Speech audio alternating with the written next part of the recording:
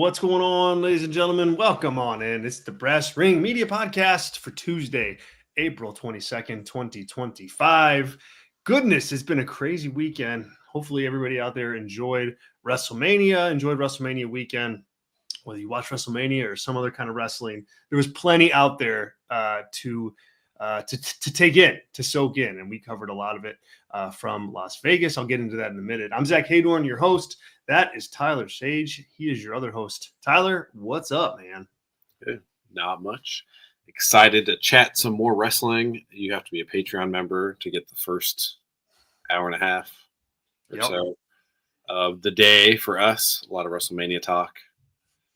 Zach, just like to recap it, Zach loved the night 2 main event. Said it was It was WrestleMania 30-esque. So.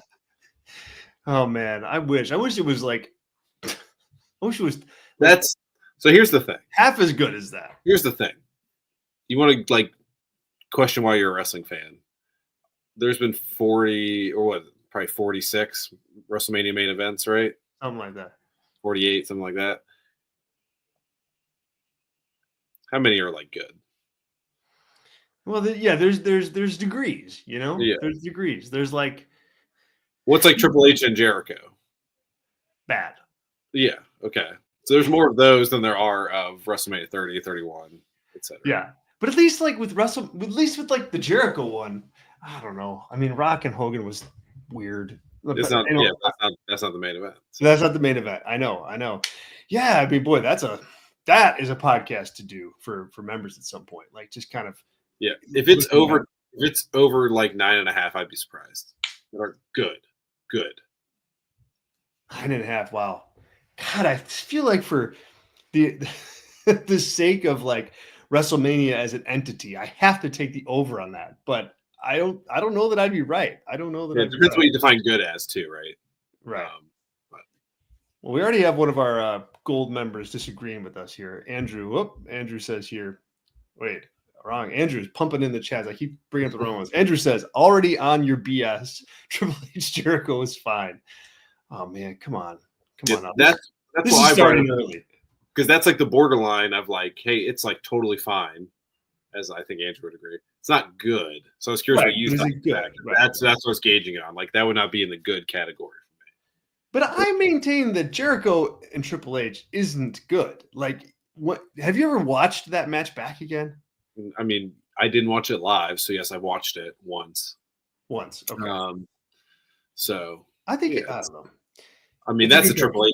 That's a Triple H for me thing. That's if you want to get down a rabbit hole. I'd like find like 3 good Triple H matches, and I think you will be able to find 2. Both Undertaker matches? No, those are so bloated too. I don't know what 2. Wow. There's got to be 2. There's got to be 2.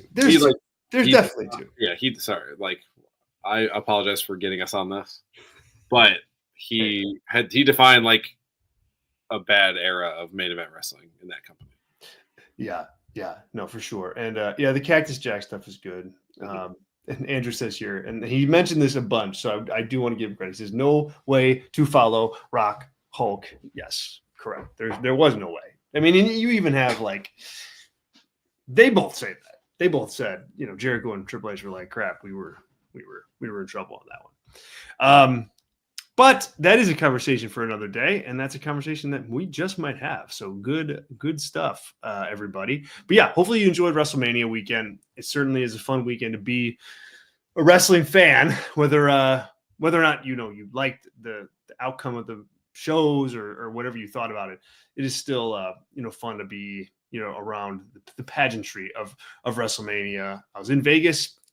We covered a lot of that. There's a lot of WrestleMania content up on the Brass Ring Media YouTube channel, so you can check that out for various shorts from different places around Las Vegas, as well as some kind of live on-the-ground reports from Vegas. I did 4 of them throughout the weekend. Robert did 2 live WrestleMania post shows, one after night 1 and one after night 2, that you can check out. I dropped all of that. I put it all in one post on the Substack newsletter today, so you can get it all in one spot.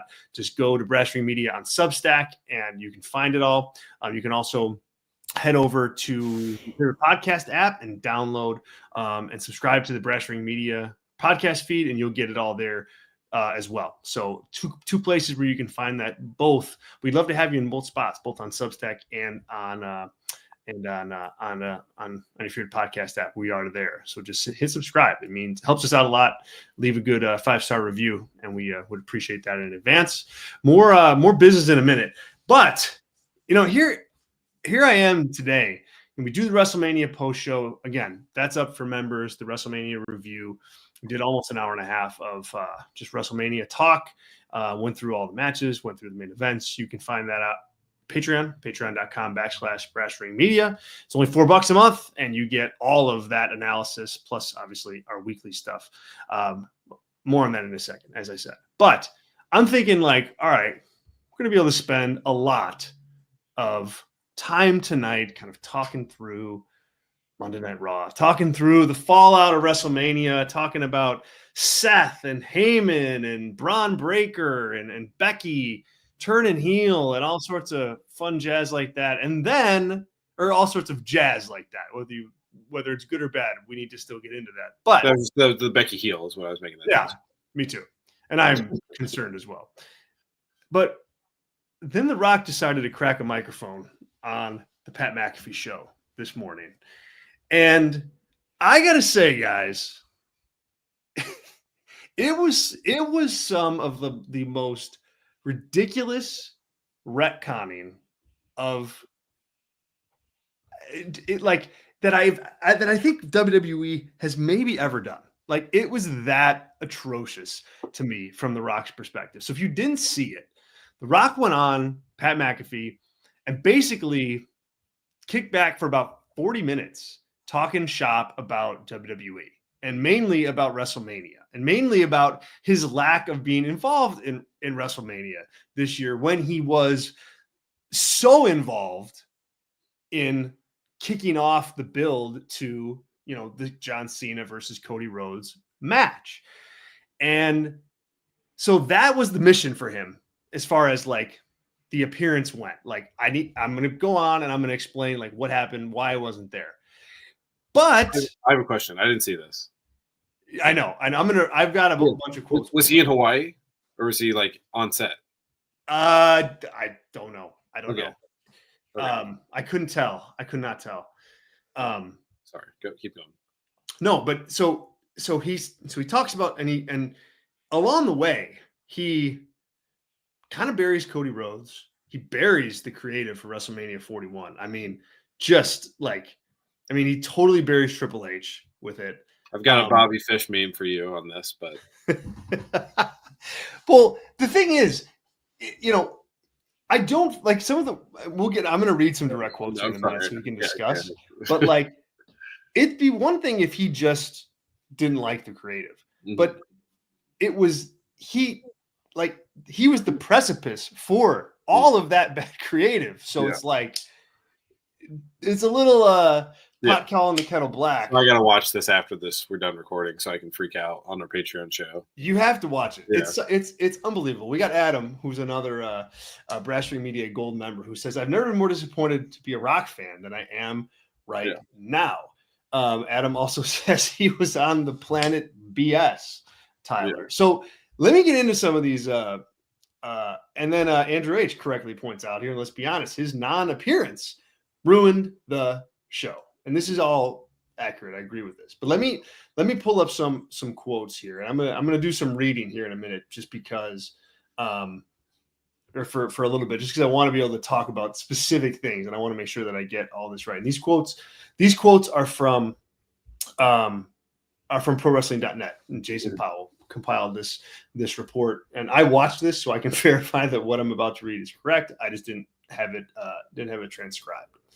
So, okay, here's what he said about not appearing during WrestleMania 41 weekend.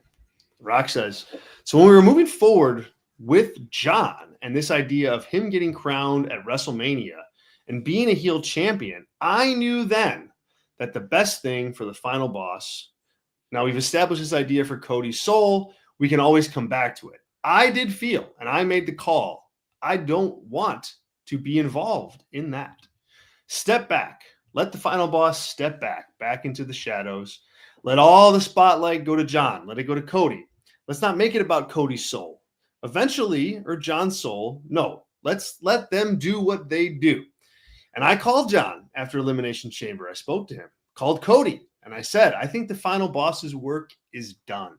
We've established it. We've just pulled off the greatest angle in the history of pro wrestling, other than Hulk Hogan turning heel back in the 90s. I said, this is amazing. We have 6 weeks. Now let's build. You guys go and crush it, and I'll be right there with you. And I'm always here if you need me. But I think it's best not for the final boss to be involved in that finish. So put a pin in that. And then on Cena versus Cody at WrestleMania.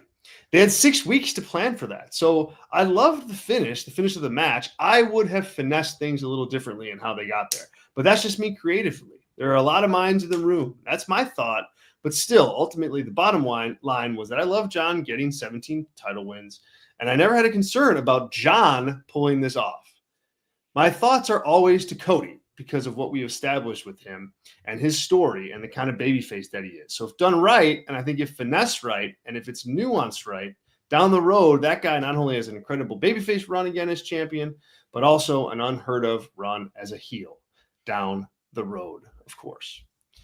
So I think, Tyler, this is an epic pivot. This is an epic pivot even for The Rock, because I just can't, I just don't buy. Like, to me, let me just take a step back. To me, and then I'll throw it to you. This sounds like they didn't go with my initial idea of making Cody heel. So now I'm out and I don't want any part of this new storyline, except that that's not what he said, and that to me is what this looks like on the surface. Now there's layers. We can talk about the layers, but what do you think hearing this for the first time? I think you're right, obviously. Dwayne is known to have a little bit of an ego. Just a tad. A tad. Think of what was the Christmas movie that was on Netflix? Red One?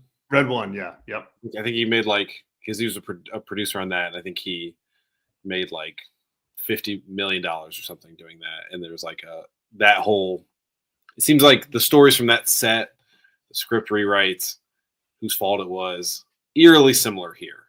Mm-hmm. And it's a bit of a position where you lose that amount of power in Hollywood and then you transition it to WWE. It feels like the same thing is happening. I used the word desperate earlier in the day on the Patreon exclusive podcast. I think Dwayne knows the company's a little desperate for star power, etc. I also really want to work a character here in the podcast and say that Dwayne is playing everybody and working everybody into a shoot here, and he's the actual final boss because he's got everybody pissed at him for talking this way on the Pat McAfee show. So look out for that. He went out of his way on the show, and this is not a quote that I have pulled up, but he went out of his way to go, this is DJ talking. This is not the final boss. Yeah. For whatever that means. Or that is also part of it too, right? I'm not saying he did that. I think he just is protecting his ego, and the show is not received well, and he wants to make sure everyone knows it's not his fault. It's Lynch's fault. It's Cody's fault more than John Cena's fault or Travis Scott or his fault, right? Yep. I just think there's a pro wrestler in there that is going to use some of this to get over as a heel act. So be ready for that. A retcon of the retcon is coming, and just be aware of it right now. But yeah, I mean that tracks, and it is what it is. The thing I wrote today, I think, still stands on what you want that to be. But it is like The Rock taking his ball and going home for 2 years in a row, getting kind of denied, right? Yeah. He got denied the main event night 2 with Roman, and he got denied the story he wanted to play out. And I kind of get that energy from an ego to ego standpoint of if you think your idea is really good and you get denied, it's not like me defending Dwayne here, but it is easy to be all right, cool, do it. Watch how good it is. And then it turns out bad, and you kind of do a victory lap afterwards. And That seemed like what this was. This seemed like this was like a shady, like, I'm gonna, because like, he didn't bury WrestleMania. Like he did indirectly, but he didn't say WrestleMania sucked, right? He said all the right things. He said, talent performed well and blah blah blah. But then like the undercurrent is that stuff that nobody liked, that had nothing to do with me. And I'm gonna take a victory lap on that in public right now to flex on that while not coming across like that's what I'm doing. And that's just, I don't know. If it's the fact that it's Triple H on the other side is just like so intriguing to me. Like the two of them, they just can't. Yeah, the palace intrigue. The palace intrigue of Triple H and Rock. Yeah, I mean, and Triple H talking about Vince is not like a mistake either. For this weekend, I'm sure there's like camps, right? And like, where's Nick Khan in this? Because like, if the like, Nick is on Rocks with Rock, right? I mean, of course. That's why I brought it up. Because like, I think if the Rock like was like, hey, I want like full creative control on anything I want at any point, and Brian Gewirtz is the Triple H of the show, of the company now. Like, I think that could happen. Like, if Rock wanted it and like put the commitment behind it and whatever, I think he could convince Nick Khan to pull the trigger on that and be like, hey, clean out. You don't need any McMahons, right? Where's the new era? It's weird. Triple H just talked about Vince. Like, we don't need this. Like, that's like the palace intrigue that I don't think Rock cares enough to do that. But that's definitely a story we're going to be talking about for a while. And that this feels like a little snippet of it coming out in the public. All right, so he also tries to retcon his appearance at Elimination Chamber in this as well. So on that, he said, I got a call about a month before Elimination Chamber. I got a call from Ari Emanuel, who we know owns TKO. TKO owns WWE. He's been my longtime business partner and one of my best friends for over 20 years. He said, we need help at Elimination Chamber. Ticket sales are slow. But beyond that, he goes, what we're finding is with Elimination Chamber, it's become the pay-per-view that's been interesting and fans have had fun, but it's also just a conduit for WrestleMania. So how do we create an Elimination Chamber that people must tune in to see? How do we create that? And he said, right now, we don't have that. Will the final boss show up? I laughed out loud at that one because here's a couple reasons. Number one, Ari Emanuel, I mean, I'm not wrong about this, right? He has no idea what the hell Elimination Chamber even is. Right? If Ari could name like 3 wrestlers, active every week wrestlers, not at wrestlers ever, and Roman doesn't count, and Rock doesn't count, and Cena doesn't count. If he could name 3 other wrestlers that get a paycheck from that company right now, I'd be shocked. Yeah, maybe Cody. I'd like give him like off the dome. I mean, obviously he could he's like, I know I got somebody that does that. Like that's. Like, he could find it quickly, but he could not, off the dome, tell you 3 wrestlers. So, no, he doesn't give a hoot about Elimination Chamber. This did not happen. This is like a 100% fictional story. Right? 100%, yes. Yes. There was probably a call. They probably had a call about nothing, about some golf outing. And Ari was like, oh, how are ticket sales for Elimination Chamber? And Rock's like, oh, it's not quite sold out yet. I think I'm going to show up and finish it. Oh, cool. Thanks, Dwayne. That's like the most that conversation was. Exactly. So you had the same reaction that I did when I heard this happen, because I was like, there's not a chance that actually happened. And it's fabricated too, because Ryan Drosty of the Top Rope Nation podcast went back and checked the tape on, and again, WrestleTix and how they had tickets reporting, and they were not slow, not even by a wide margin. They were, nearly sold out and on the pace to sell out prior to this meeting this call that happened from Ari Emanuel. So complete nonsense and complete, ridiculousness on the part of because it's a month out. We're gonna do an angle 2 weeks before, and then say Rock's gonna be there a couple of days before, and then we don't even know where it's gonna be in the show. That's how you're gonna save ticket sales. Like, just think about it too. It's like, come on. Yeah, it's nonsense. It's nonsense. We got some good chatter on I got one more quote to read, and then we got some good chatter in this. Andrew H says, but the whole effing story was about him. What a douche. Adam Kidd, our gold member, says bruised ego for sure. Andrew H also says The Rock and Dwayne Johnson are one and the same, no matter what he says. Let's see. Yeah, Azan says it. The real final boss is Ari. And Maddie just says, "What's up?" which I love. Thanks, Maddie. Appreciate you being here, guys. Andrew H also points out what I just pointed out, that they didn't need help. That's the best part. Ticket sales were fine, and the angle did nothing to move tickets. Yeah, bingo. Okay. Last quote here, and then we'll talk Monday Night Raw. On the whole idea of Rock and Final Boss wanting Cody Rhodes' soul. This is what The Rock had to say about that storyline and what he pitched. This is a little bit of a longer quote, so bear with me. Rock says here, it was a litmus test to find out, in my opinion, how will fans respond if Cody sold his soul to the Final Boss? Let's get a temperature check on this. Let's establish it. Let's anchor it in. And come to find out, there were a lot of fans who were saying, sell your soul. This SHIT is going to be crazy. Whatever it is, it's compelling. It's going to be great. Let's do it. Sell your soul. So I was an advocate of that. Not turning Cody heel soon, but eventually down the line. I like the idea of that because Cody's a smart guy. He's an intelligent guy. He's a ring general. And I think this idea of you give him a reason to turn way down the road, by the way, that's twice he mentioned that. You give him a reason to turn, not based on titles, not based on this, but it's his soul and what that means. That affects generations. It's transcendent beyond pro wrestling. And fans were loving it. As we got closer to Elimination Chamber, we were kicking ideas around, myself and Triple H. And that's the fun part, by the way. I've been kicking ideas around with Triple H for 20 years. We always have a great time with him and Nick and my team as well. And Triple H says then, what about this? What about John turning? And I said, I love it. I love it.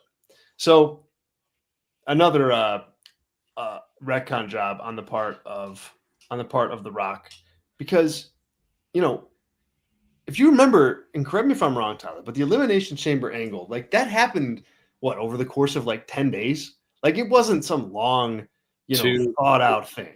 I did not a long piece, but I did a piece about this unrelated, but related. 221 was when the SmackDown where Rock wanted Cody's soul, and 3-1 is the Elimination Chamber date. So that's like the length of your story. It's like 10 days. So 10 days. Yeah. So I call BS on this part too, of what Rock says here. It's like, yeah, you maybe that was maybe the idea, perhaps, but to me, that angle and that story never caught traction like he says it did in this quote. Am I crazy? No, I mean, I think there's more things to poke at than that, of him admitting defeat, but saying eventually he's going to turn, so I'll be right. That's more what I'm interested in this quote.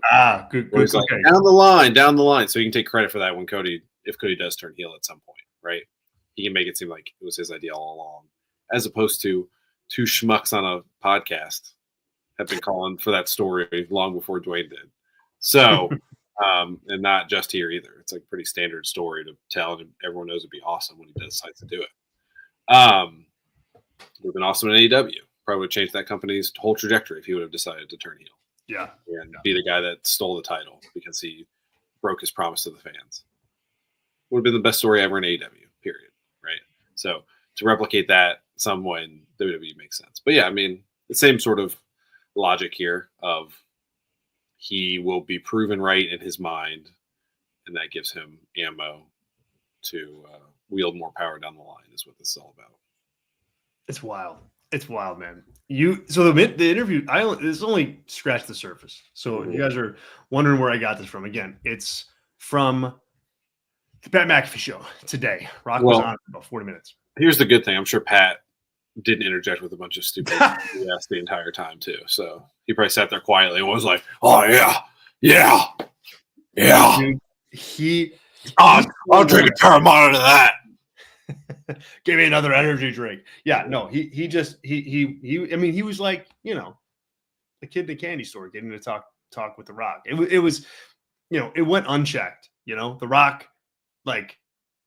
That's why people like Pat McAfee in shows like that, because there's no critical rebuttals on anything. Yeah, and I finished watching this, and as I said at the top, you're just tuning in. This to me felt like to accomplish two things. One, accomplish, get out in public and explain why you weren't at WrestleMania, and two, like, talk about how what they did was good, but not as good as what could have been better. I had in mind. It could have been better. It could have been better if you just would have just listened to me. And then like the undercurrent on all that is, well, they didn't do it my way, and so I didn't show up, even though the story needed him to show up. I mean, there's just no doubt about that in my mind, and that's the final piece of this that I wanted to tie back to WrestleMania. So Rock, Tyler, to me, can say all he wants about, hey, the spotlight should have been on Cena, it should be on Cody, but there's no way that it could have been when you start the angle like that. Rock and Cena left together from Elimination Chamber with Travis Scott, and then Rock was not to be seen again. Like, that to me is telling of like the BS that this interview was, because there's no, like, if you're Rock and you think, hey, the Cena turn is good, I like this idea, but put all the, put the temperature on Cena and Cody, and this doesn't have anything to do with me. But the fact of the matter is, he made it all about him on night one. So and because he did that, WrestleMania needed him, the angle needed him, the heel turn has needed him, the match needed him, everything needed him, and he left it hanging, his own company. So that to me indicates that it is more of just a wine fest for him, and just like, hey, you didn't do it my way, so I'm out, and good luck. And I think that's, I kind of have been kicking that around in my head for a while, and now it's like, you pretty much admitted it in front of millions of people on the Pat McAfee show. Here's the thing, right? Everything you said is right, so I don't need to reheat it. I just think, and this is not the first time in a wrestling company where you could make this analogy, so don't. Yeah, true. But like, if The Rock is one person in a relationship, and let's say the company is the other person in the relationship, they should probably not be together. What do you mean? Well, just everything you just laid out there, right? Like, hey, you need me for this to work. And if it doesn't work, then it is, I was right all along. Like, right. There's some red flags in someone's personality, right? Yes. And how they treat you, how they value you as the other person, etc. Right? So if you could make WWE another person, and they were in a loving relationship with The Rock, I would tell WWE to dump him, girl. Yeah, for sure. Yeah, because it's like it's one way only, and that's never good, especially like, it all needed him, and it wasn't there. And I think if he's on that show and he walks out 5 seconds after Travis Scott, I don't know what they would have done. I don't know that anything that they would have done would have like been good in my mind, but it would have made sense. It would have like tied everything together like in a nice little package. From the last year too. Yeah, right. Especially yes, correct. So, yeah, there you have it. Rock is becoming, he's losing goodwill. Like, he's losing goodwill with the fans, which is something that he's always had. And I think, interviews like this, they go too deep in an effort for him to control the narrative around him, and all it ends up doing is like it puts the attention. It shows you that his attention is on the wrong stuff, and that's telling. Who's going to be his contemporary? That is the Iron Sheik, that just like talks crap about The Rock and gets a following based on that alone. Oh, that's a good question. Oh man, I feel like. God dang. It'd be like Billy Gunn or Road Dogg level. I mean, I guess Sheik was he champion for a second? Yeah, he was champion. He was a big it'd be like a Mick Foley. Yeah, but Mick would never. I know.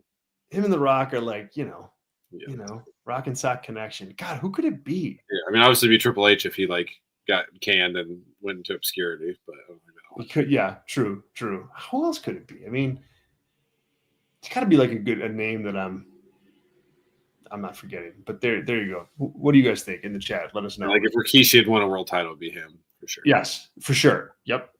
Oh, that's a good one. Road Dogg is kind of a good one too, but he hasn't won a. Yeah. Well, that's Andrew got me, but it was close. I almost forgot that he won a title, so I saved it. We said it. We caught it, Andrew. We caught it.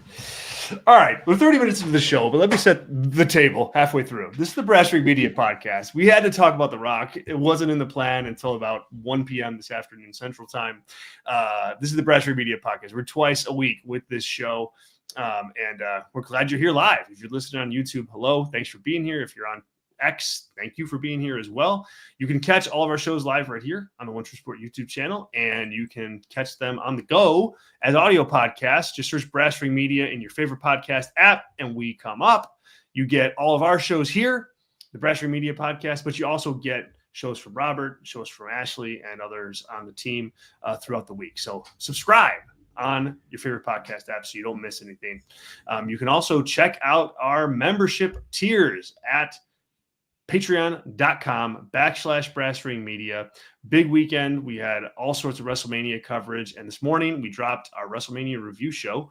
And we do review shows for every major pay-per-view for AEW and WWE and others. You can get WrestleMania right dang now over there. Patreon.com/Brass Ring Media. Oh man, I gotta Adam Kidd. I wish, Adam. Tyler Rip Bong off camera. Yeah, boy, preach. Oh man, Adam, you just messed up. I was on fire with the plug, and now I'm just thinking about bong hits. Where was I? Anyway, go VIP, become a member, whatever it is. I forget what job I'm in. No, become a member. Patreon.com/Brass Ring Media. You get your favorite. You get a member-only podcast once a week. You get your review shows. You get access to the Discord community, which is really fun with all the members, and tons more. And it's only $4 a month. So give us a shot. Now's a great time to do it. Once again, it's patreon.com/Brass Ring Media. Also, thank you to our gold members, Andrew H., Adam Kidd, and Sean Plicta, who just joined the chat as well. Adam says here, join. Yes, join, would you? Test us out. All right. Live chat's open. Everybody's using that. Super chats are open. We've got a super chat from Zach, which we'll get to in a minute. And keep those coming. It really helps us out. It's the lifeblood of what we do here at Brass Ring Media and allows us to do this the right way. So thank you in advance for that. Any contribution helps in the super chats. Let's turn the page from WrestleMania to Raw and the post WrestleMania 41, run that they're about to go on. Tyler, I thought last night was, I thought it had its hits and misses in terms of like what they did, but I do think the show collectively was pretty good in terms of like trying to deliver some big time moments and some big time just stuff happening. Again, I think we are about to debate the merits of some of it, but I think it was like a solid effort on WWE's part to put forward like a compelling show coming out of WrestleMania. Obviously, the big angle at the end of the show, I think, is key for WWE moving forward, probably for the next 12 months or more. You had Seth Rollins out there with Paul Heyman. Punk tries to attack him. That doesn't work out. Roman Reigns comes out and tries to attack him. That doesn't work out because Braun Breaker sides with Seth Rollins and is now a Paul Heyman guy alongside Seth. Obviously, that is the Cliff Notes version of what happened. But I liked this angle a lot. I thought that this gives Raw, a fresh coat of paint at the top of the show, with Seth, who is, I think, the best performer on that show right now. And he's getting, with this angle and with the win at WrestleMania and with Paul Heyman and now with Braun Breaker, who's like a huge up and coming guy, he is going to have the whole show focused on him for the foreseeable future. And, with Cody doing whatever he's going to do on SmackDown and Roman being a part-time guy and Punk, just at the end of his run, this is kind of a big moment for Seth, and it's his chance to be the guy. And I think it's the first time we've really kind of seen that kind of effort be made.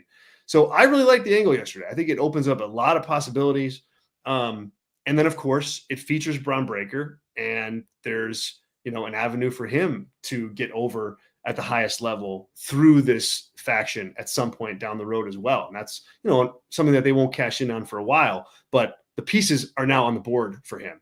And that's a good thing too. So what'd you think? What'd you think of the angle, and what'd you think of the follow-up to Seth getting the big win and signing with Heyman at WrestleMania? Yeah, I liked it a lot. I like that it didn't open the show. I've liked that about Raw and Netflix, that there's usually a big angle to close the show. And that opening, it's like a pay-per-view almost, the way they structure Raw, where it's like, you want to be probably the first 15 minutes or you want the last segment, because something big's going to happen in both. So I've just liked that structure, and that's continuing here. But yeah, I mean, everybody played their part well.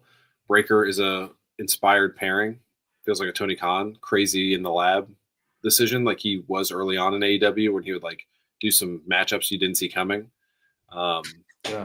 Like if you told me like, hey, they add a guy, who do you want? I mean, sure, certainly Braun's there, but there's just no inkling that they're going to add somebody this early. So that was a nice touch, and great planning of that angle of that shot with Breaker coming in. Looks like he's tackling Seth. Yeah, because it's so tight. Like that was great. Love that. And yeah, like even the video that WWE released of them walking back, and like Seth talking about how he's got everything under control. He controls everything. And then Heyman's like more talking for Braun. I like that for both of them, right? And it feels like a clear delineation of Seth is the guy, and Heyman is like controlling the minions underneath him. It's like the go-between. So yeah, go ahead. No, I was going to say I didn't catch that, but that's a good. It was good. It's like 30 seconds. It's a pretty fun little video. Then walking back like through the curtain. Okay. Yeah. Okay. Right after the show ended. But yeah, and they never played their part. Punk and Roman look like obvious baby faces, even though, some heat last night for Seth. I think you want more, and I think they'll work to get there. But this still was like an uphill battle of like, they just like, people liked all three of those guys. So you got to do some heinous stuff coming in. It was, Heyman was the heat magnet, not Seth, which is interesting. So I'm curious to see what they do or do you go to a normal town that's not a WrestleMania crowd, and are they just going to boo the crap out of Seth? Probably, but you got to have a backup plan if they want to sing a song too. So. Yeah, I think I would drop the song, honestly. Like, I think I would just, and the entrance music. Yes, like everything. I mean, I think that you don't need it. You don't need it anymore. And like you said, that's not going to get him booed, right? And I think that it's clear, like that. I think that they're going to be heels. I mean, I think that's pretty clear. Yeah, but Heyman and Braun certainly, and Seth is going for it as well. I think they know, like, hey, this crowd's going to be tough to get you over because people are into this. So it's more like laid on thick next week, right? Or the weeks to come. Yeah. And really mess up like Sami Zayn or something, right? That's what Sami Zayn. Right. Yeah. I mean, yeah, Sami Zayn, I think, you have a column that's going to go up in the morning about Jey Uso. But I think, if they don't go the way you're saying. Yeah, the Rock stuff kind of might change that. We'll see. But it was fun. There's fun conspiracy theories in there. No, it's good. I've already read it. It's scheduled to go up tomorrow. So everybody check out the Substack. Just search Pressure Media on Substack so you can get that. It's really good.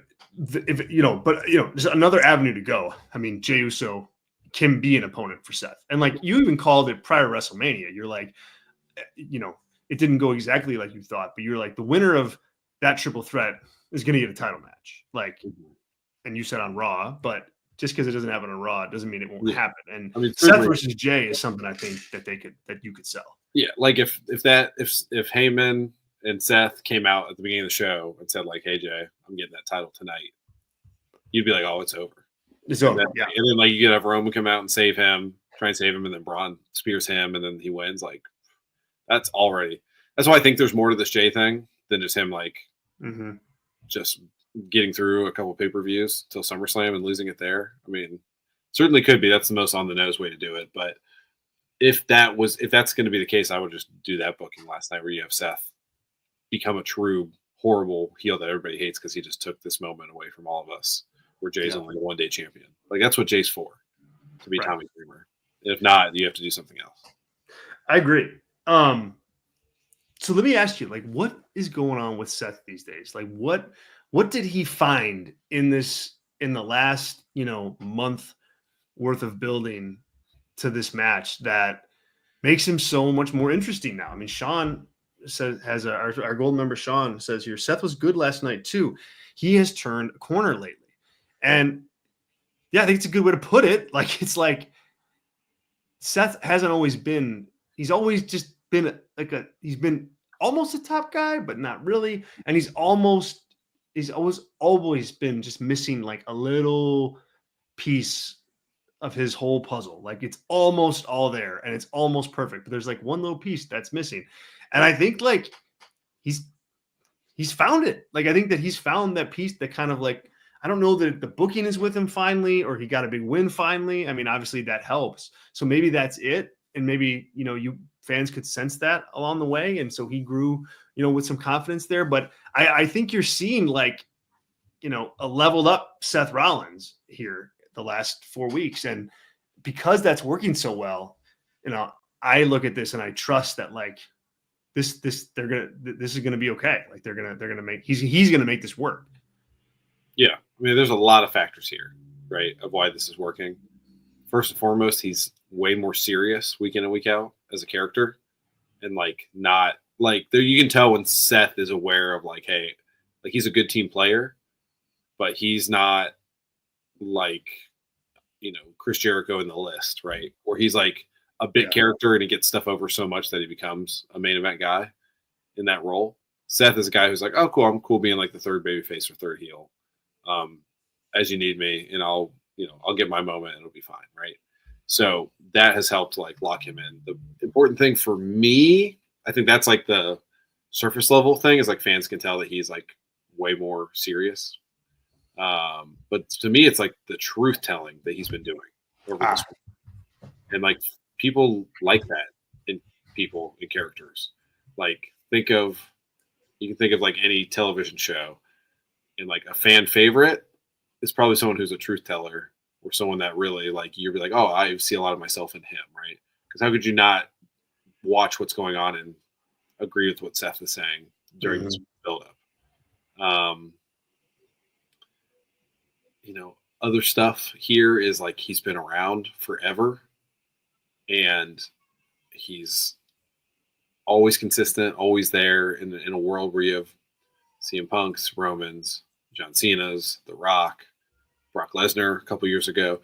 You have like people in and out on it, and Seth is always there. So there's something like in your mind as a fan to be like, it is kind of like a guy who's been around and deserves better. So I think all those concurrently, but I do think it's like, hey, this guy's telling the truth and he's serious about what he's doing, and he's always been a good worker, and he's been around. So there's like a lot, but it does feel different. It's hard to put your finger on it from time to time. Also, getting this spot also helps, right? He could have totally just lost and been feuding with Braun Breaker, and that is not a world that I would think is too far away from this one, from like a decision-making process. And he's still that that's the end game at some point. Oh yeah. I'm saying like if he would have lost, if Roman would have won, because Roman's going to take on John Cena or if Punk would have won because he's going to take on Cena at SummerSlam, and you want to set that up. Seth eats the pin, and then on Raw, it's just him and Braun Breaker starting a feud independent of Paul Heyman. That's like classic Seth Rollins booking of like, hey, he took an L on WrestleMania, but we still like him, and now he's going to take on Braun. It's going to be fun. It's going to have 3 awesome matches. He could do anything you wanted, but if you book it that way, like he's never going to get over. So the company's also obviously committed to him, which is the biggest part. Yeah, and I think that is a big part of it. I think that the seriousness like that for sure is there. So a good call out there. But I do think too that it's just a matter of, some other people like getting out of the way. Like, like Roman not being an everyday guy now consistently left a gap. Punk is more regular than Roman, but still not, a regular character. Cody is on SmackDown. So, where do you go? Like you go to Seth. It's, and so he is reaping the benefits of like being around for as long as he's been, because he's been able to see, it's his turn now after waiting, and fans seem ready for it. And also, like, I don't know that it's not just longevity though, because there's a lot of talent that like have the longevity, like Sami Zayn. Dolph Ziggler was there for a long time. Right, Dolph Ziggler is there for a long. A lot of guys are in WWE for a while. Been there forever. Rey Mysterio. Ray, so it's more than that. It's more than just that. But I think it's more so that like you may be like a Rey Mysterio fan, right, or Sheamus fan, but I don't think people like pine for, hey, Sheamus really needs like a run at the absolute top of the company. Yeah. Or Ray needs that. I think when you saw Seth, you could reasonably make that case at multiple points throughout his career, and he never got it. Well, like now he's getting it. For me personally, like, I advocate for Seth a lot here on the show. But he's the best guy from this generation, and that's like not Will Ospreay, and I guess Kenny doesn't really count. This WWE generation, this type of wrestler, of like just consistency all the way around. Like if you were to look at him, his stats, he's way more balanced as like a 90 plus on everything than anyone else that I could compare to. So in the end, he's like to me, he's like the diehard wrestling fans best person from this era wrestler. When people are going to pick, that are more casual are going to pick Roman, John Cena, whatever. I don't know who else from this generation would count. And that's not a game we need to get into here, and he's never had that run. And that's like, that's what you're saying, right? Yeah. Like no one's going to accuse Sheamus of being one of the best of his generation. Like he's a fringe Hall of Fame guy. Right. But Seth Rollins is a all-time legend. And I think as he's turning 39 here in a month or so, you want to make sure you get that run as a company to like re-solidify that. Because they, I think he was on that path until Kane tore his ACL. Yes. Yep. And then it's never quite been the same. Yeah, I agree. And I think, part of that's on the booking, part of that's on Vince, part of that was on him too. Like, I don't know that he, really found it, there for a while, but I think he has it now, and he's got Heyman now. And like you said, most importantly, the most important thing out of any of that is he's got the attention of the booker. Like he's getting the angles. He's getting the good angles. He's getting the good storylines. He's getting the good wins. And this is definitely that. How do you think this ends? Or not ends, but like what, like when I was watching this, and you kind of hinted at this in our WrestleMania show, but when I was watching him kind of win the match at WrestleMania, the way that he did, beating Roman, somebody called that. I don't know who that was. So beating Roman and then beating down Roman after the fact on Raw, like they now have a clear path to do that match on a big show, whether that's SummerSlam in New York or WrestleMania next year. I mean, I think you look at one of those places to do it. New Jersey, sir. Thank you very much.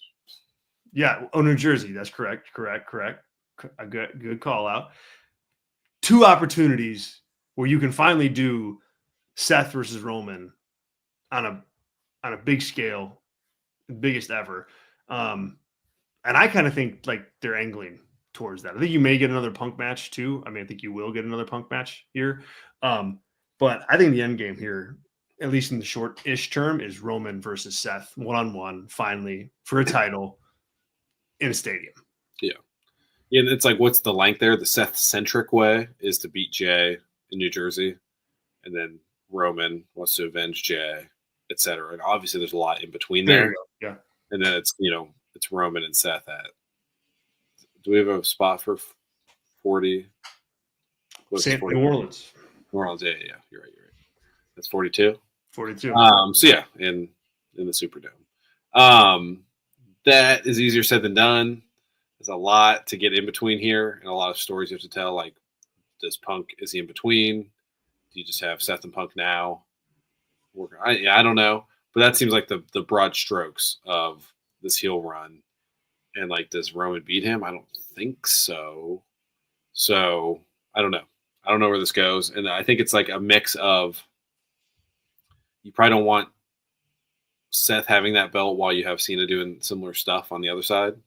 We don't want two like overpowered heels winning in that way. So I think that's like a lot to balance too when you want to care about two world titles, if they do want to do that, because they currently have only cared about one for quite a while.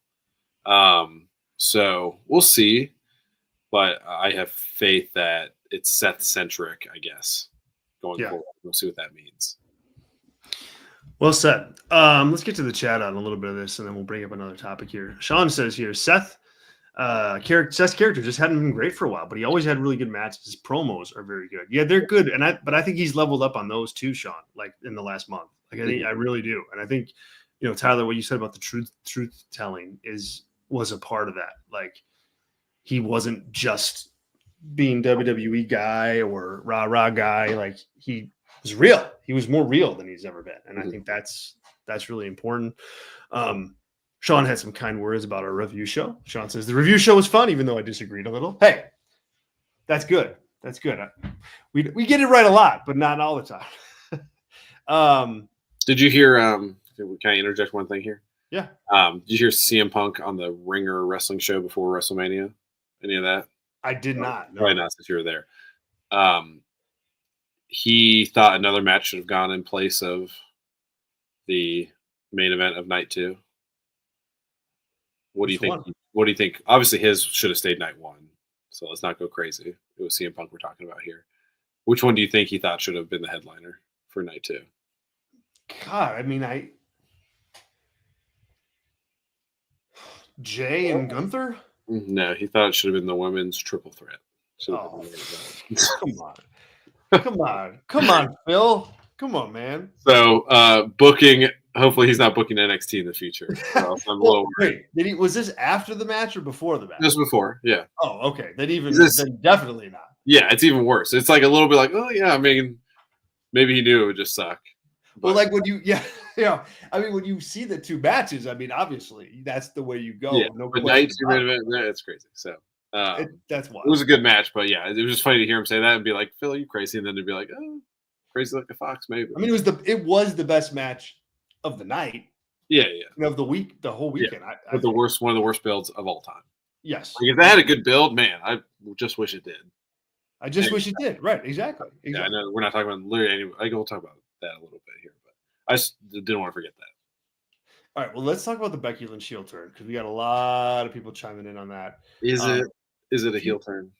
Well, that's my question. So, she turned on a plastic bag, so I don't know if that counts. That's the thing. It's like Becky can work heel. We've seen it. It can happen. That doesn't mean this move was the right move, and I maintain that it's. First of all, I maintain that it's not the right move at this point. I think you got to think about the fans a little bit here. Becky just came back from being away for almost a year. Like, give them a little bit of time to enjoy a run with her as babyface, and then do this, and then turn her heel. Like, it's not like, I mean, she could work Io Sky. I'm sure that's a match that they've got planned and what have you. But I just think it's in good faith for the fans. Just let them cheer your top stars for a little while before you pull the rug out from underneath them. That said, you turn heel by attacking Lyra Valkyria? Like, I know that people like Lyra Valkyria. She's a good worker, and we've got some folks in the chat defending her. But Lyra Valkyria right now just does not have any gravitas or credibility at all as a babyface. Like, not at all. So it's like all it's going to do is just get Becky cheered. Like just like she did the other day or yesterday during the beatdown. She got the one more time. She got the cheers. She got all of that. And it's not because she can't work heel, but I think she turned on one of the worst baby faces that is on the roster right now in the women's division. No question about it. One of the worst. If she turns against Io Sky, I think it works a lot better. If she turns against Bianca Belair, I think it works better. If she turns against Rhea, I think it works better. If she turns against somebody like, Maxine Dupree, I think it might even work a little bit better. Like, Valkyria is such a bland babyface that it totally just doesn't land in my opinion. Yeah, I mean, I couldn't agree more. It's a shocking choice of like, and especially with a lot of last night where it seems like, hey, we want to refocus on this women's division and like make good decisions, and here's exciting new stars that you're going to see, to then like go back into the bag of like bad booking decisions that makes your already over stars look bad or puts them in a spot that's not as advantageous as you could do. It's a weird thing that keeps happening in WWE. And then you mentioned, like, you kind of had last night an influx of, you saw some talent on from NXT come up. You saw Stephanie Vercure who got, and I mean, can't even compare the reaction that Vercure got compared to Lyra. Like, it's not even. You should have turned on her. Yeah, you're right. You could have turned on her. Julia got a better reaction than Lyra did, and I think it was a bit of a reset. I don't know if those two are like staying around on the main roster. I don't think that they will. I think it was more of like a special, Monday after WrestleMania type thing. But that's what's coming, and that's the kind of reaction that that Lyra isn't getting, and so Sean is defending this in the live chat, so I want to get to him because he is a gold member and, he brings up some good points. Sean says, Zach, I liked it, or I liked it, Zach. It gives her some because it gives her something because she can display some fire. I think it can work. And if I'm wrong, it's fine. Sean also says is this Lyra that he's talking about? This is Lyra, yeah. Stop disrespecting Lyra. Yes, she hasn't shown any personality, but this gives her the chance to do that. I mean, it does, but I don't know, Sean. Like, yeah, it gives her a chance because she's going to get time, but like, she's up against one of the all-time great baby faces in WWE.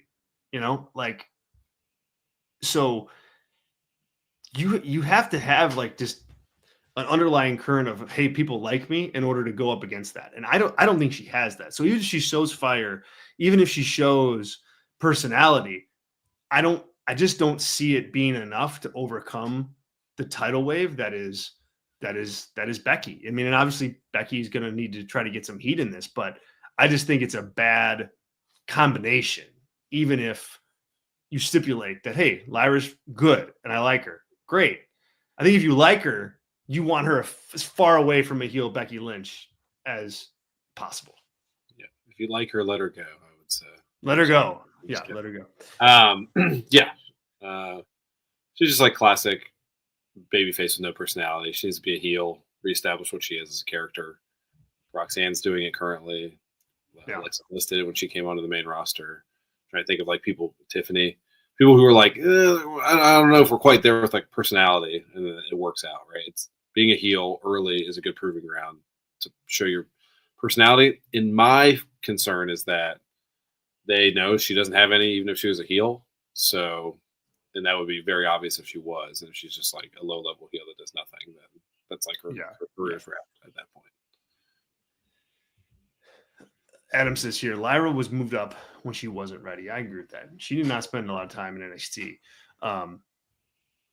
She's a good wrestler. So maybe she'll be down in AAA. Yeah, maybe she'll be in AAA. We have a super chat on Becky and on AAA, so this is a good time to work those in. Zach says here, thank you so much, Zach. That says, I'm working, but I had to drop in and say, turning Becky heel on a face nobody cares about, no less, was an obscenely stupid choice. Thank you and good night. Yeah, I mean, I'm with you on that one, Zach. I look, as I said, we'll see. And again, Becky's good, so is there anybody that can pull it off? She can. Is there a male Lyra Valkyria in the company currently? Like Karrion Kross? I was literally thinking Karrion Kross. I was literally thinking that. And I was like, before you said it, I was going to say, this is not a good comparison, but maybe Karrion Kross. Yeah. So imagine Sami Zayn turning on Karrion Kross. Yeah. Karrion Kross was like a babyface for some reason. That's what this is. Right. That's right. Yeah. Sean, I know you're not going to like that one. I know you're not going to like that. Maybe sound like Karrion Kross. Maybe if that's the case, if you do, then it's a great comp. But even Karrion Kross, like he's actually pretty interesting when he's taking a little bit of a turn, but he's not bland anymore. And Lyra has to find that. She's got to find that. Zach also says here, thoughts on the acquisition of AAA, the potentially slippery slope it creates, and the idea of partnership versus just gobbling up other companies. Well, here's my take on that. I don't think WWE cares about I don't think they care about partnering with AAA. Like, they bought AAA so they could do whatever they want with them. It's like, so this is not a partnership. This is a takeover. Hostile or otherwise, I don't know, but it's not a partnership. It is them buying the company that they want so that they can do whatever they want to do with it. And now, if that comes along with, I don't think they're going to disrespect the company. I don't think they're going to disrespect the company or the culture or lucha culture or anything like that. But they're not interested in saving AAA. They're interested in, making it a part of WWE and turning it into, a WWE product. And so that's exactly what they're going to do. And, to think otherwise, I think is a mistake. Like, they're going to do right by them, not by AAA. And so we don't know what that means yet, but this isn't a lifeboat for AAA. This is, hey, we want this and we're going to buy it and we're going to do anything that we want to do with it. Yeah. So I'm excited to see the S10 or S4, whatever one is, like the quarterly thing. See how much they paid for this. How much they paid, yeah. Because I'm on the TK Holdings Group website, and the press. So the press email. So here's your media contacts, right? WWE. If you want to email the press, it's press@wwe.com. Very standard. For Philip, which is the holding group for AAA, it's Anna@Philip.com. So that tells you how small that company is. There you go. It's somebody's effing name without even a last initial. So I bet Tony, I don't know what the number is for Tony buying Ring of Honor. I would not be shocked if Tony paid more for Ring of Honor than TKO paid for AAA. Oh, I think so. And I still think it's 2-0 that Tony paid for our ROH. I still feel safe with that number. Which is insane, by the way. Oh God, yeah. Yeah, but no, that's my thought. I mean, it's not, they're going to use it for what they want. I mean, I'm interested. I mean, I'm interested to see what they do. AAA, I don't follow. I don't think it's a very hot product, even in Mexico right now. So, I mean, I think El Vikingo works for them. He's a guy that could fit well in WWE. So, I don't know. I don't know what you got to fill that third hour SmackDown. Yeah. Yeah, right. You gotta, content is king, man. I mean, so that's what I think. And the same thing goes with TNA, all right, so Joe Hendry got beat at WrestleMania. It's like, big deal. Like the story there isn't Joe Hendry. The story is, hey, it's Randy, and Randy's an all-time WWE great. So of course he's going to beat the TNA champion in less than 2 minutes. Like, that tells you all you need to know about WWE doing business with these other promotions, I think. Thank you, Zach. All right. Last topic of the night. I can't believe it lasted until the very end. But John Cena opening the show with a heel promo. I can believe it. That it got this far without anyone really wanting to talk about it. Nobody even brought it up in the chat. Like, kind of like trauma reintroducing itself is how. Yeah. Yeah. I didn't like this. I didn't like it. I don't think it was a great follow-up. Sorry, my eyes just got back straightforward. So that's how I thought. Yeah, no, for sure.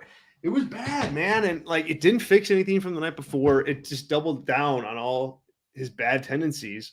He got cheered like, we are sorry. Right. We are sorry. Like, seriously, like, Oh man, he doesn't do any, and so it's just not working. It's just not working. And Randy hitting the RKO, like, he could hit an RKO on someone's grandma in the crowd, and they would cheer that. Like, the RKO, everybody pops for that. So, I don't. It's not working right now, and I think you got to take a good hard look in the mirror if you're John Cena, and and say to yourself, like, look, this is my last, whatever, even if it's his last 6 months or last year or whatever it ends up being, this is his last run.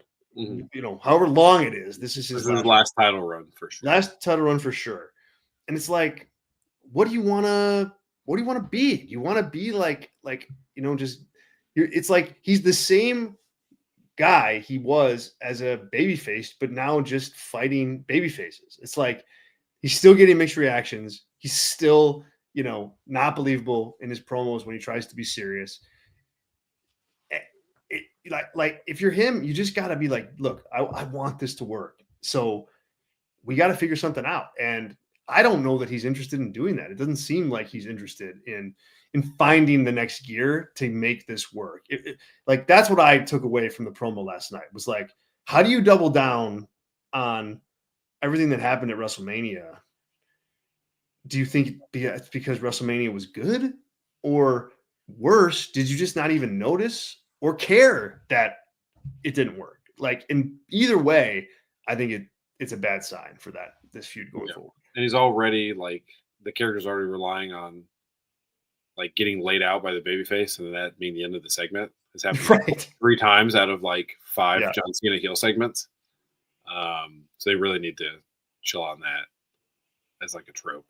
But yeah, and also, like, I like, of all the people to pick, right? If John Cena's got 6 matches left or whatever it is, like, Randy certainly is not one that needs to happen. Right. It's so crazy. That's like the last one that needs to happen.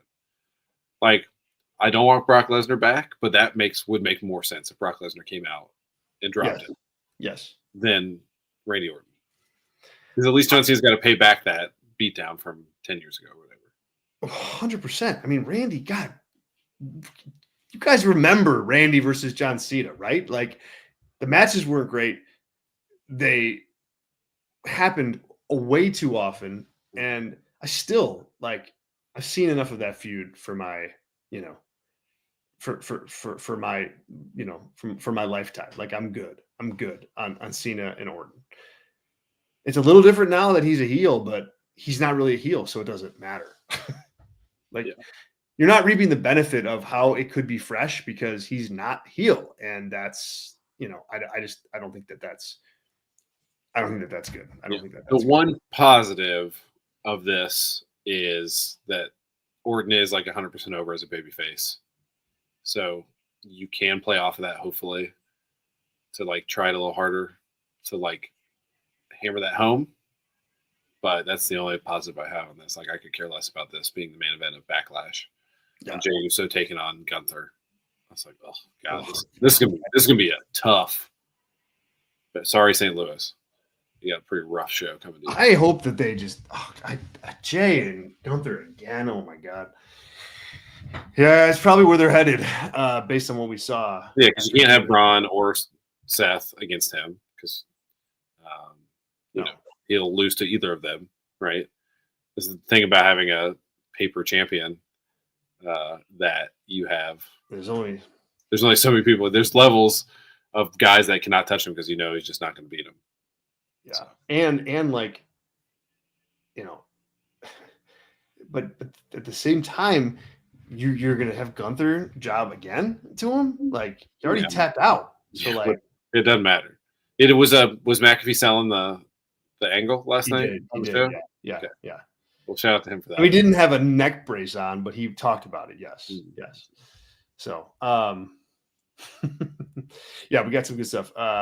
Andrew H also points out that Backlash is in St. Louis. So yeah, Randy's going to get the hometown pop for that. That's good. Doesn't make me excited to see the match, but that's, better. Yeah, man. Like, Sean says here, yes, I'm not excited about that match at all. I need some technology to do a speedometer check on both of them in that match, because how much did what's Will Ospreay do in a match, like steps? Obviously, that's like the high end. What's Ricochet? What did Ricochet and Mike Bailey and Kenny do in their match? And could they get 10% of that? Either of them, Cena and Orton in their match? I don't think so. Randy certainly wouldn't. Yeah, he doesn't move in matches. Yeah, neither does Cena really. So this should be. Yeah. Neither does Cody really. Yeah. This will be a treat. All right, guys. We'll wrap up there. Thanks so much for joining the show today. This was an absolute blast. Sean says here, I don't hate McAfee's guts like you do, Tyler. So yeah, Sean did not think that was a babyface turn for Gunther. Hate's a strong word. I don't think Pat McAfee's a dangerous human being like some of his peers that have made a ton of money in media space. But he's he tiptoes around that line. WWE's had way worse people on recently behind commentary than him. So if that's any sort of. Adam says here he didn't get enough screen time. Hey, I'm trying to spread the wealth, Adam. I really am. We got a whole topic. You didn't even call Lyra C-SPAN though to get that. Oh, does that okay? Some of this I didn't understand that C-SPAN was the comparison, and that is hysterical. Yeah, I would say Lyra is C-SPAN 2. The C-SPAN, you can sometimes get those prank phone call episodes where they call in and they're like, et cetera. C-SPAN 2 is like straight up committee dry feed of one person sitting there and talking about the transportation budget in 2027. Yeah, that's not good. And that is that's a hilarious comparison. I wish I would have made that connection, Adam. I saw the C-SPAN stuff and I was like, I can't read this because I can't put together what you guys are talking about. Yeah. So is there another very boring person they can bring up from NXT and they'd be like C-SPAN 2 as a tag team or something? I don't think so. She's the ultimate C-SPAN. Yeah. So there you go. Mox the Mechanic C-SPAN. We've got two and if you do use something in the chat, we get full proprietary rights to it. Just so everybody knows. We gotta start making shirts for Adam's one-liners in the old chat. Yeah, I need a name for Heyman and Seth and Broad Breaker's group. We do. Yeah, Adam, you're up. You're on it. You have 1 week. You'll get more love. You get all the love. Thank you guys. Appreciate it. Have a great rest of your week. If you haven't checked out our membership options at Brass Ring Media, please do. Patreon.com/Brass Ring Media. Also, subscribe to Brass Ring Media on Substack for our just regular written content, but also for Tyler's fun rock/JUSO/booking piece that's dropping tomorrow. So it's good. It's good stuff. So check it out. And I think you guys will like it. Also, download us as podcasts. Make sure you subscribe and leave a good rating. Leave a nice rating if you are able to. We certainly appreciate that in advance. Any final words, sir? No, I do love a timeline. You remember that one piece we never ran that I did a really long timeline on? I do, yes. That I still think I'm right about. I think you do too, but we got to be safe about it. So I do think you're right. DM me in the Discord if you want to maybe hear about it. We'll see if I get frisky and tell you. Yeah. The other reason to be a Patreon member, you can get the Discord and maybe have me spill some beans on something that Zach would love me not to do. So I mean, it makes sense. I'll just say that. Yeah, and also, guys, just real quick, with it being WrestleMania, it's a good time as any to kick back and just thank everybody for the support and for the last year. It's been an awesome year for Brass Ring Media. We've grown a lot. We've added, new members, and we've added just a new audience in general. And it's really cool and really humbling to see. So tell a friend. We want to keep growing. We want to keep doing this. And we think we do it the right way. And we think, we hope you guys get a lot out of it. And we, thank you for all that support and trusting us to do what we do. So thank you for that. And we'll catch you all on Thursday right here in the Brass Ring Media podcast. Later.